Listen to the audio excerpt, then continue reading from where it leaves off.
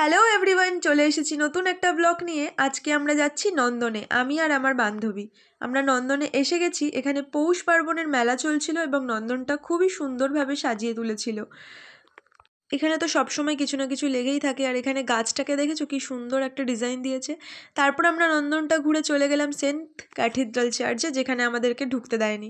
ওখানে 2টোর সময় general entry stop হয়ে গেছিল। তারপরে আমরা মোহরকুঞ্জ ঘুরে আবার নন্দনে ফিরে এলাম। আর জানো তো বন্ধুরা, এখানে পৌষ পার্বণের মেলা চলছিল, আর খুব সুন্দর সুন্দর খাবার এবং হ্যান্ডমেড কিছু শাড়ি, কিছু জুয়েলারি এখানে স্টল বসেছিল। আর এখানে সাংস্কৃতিক অনুষ্ঠান হচ্ছিল, চলো তোমরা দেখতে থাকো।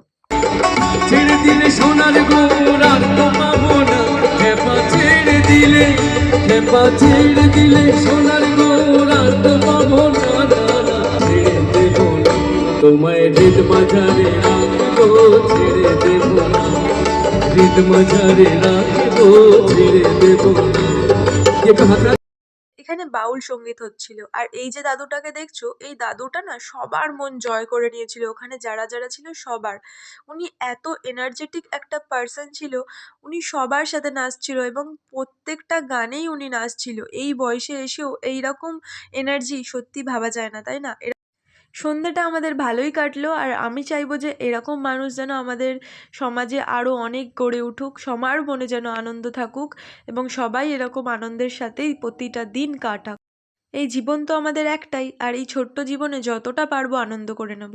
তো আজকের ভিডিওটা আমরা এখানেই শেষ করছি। দেখা হচ্ছে নতুন কোনো ভিডিওতে। আর এখন আমরা বাড়ির পথে রওনা দেব। টাটা, দেখা হচ্ছে পরের ভিডিওতে। তোমরা সবাই ভালো থেকো।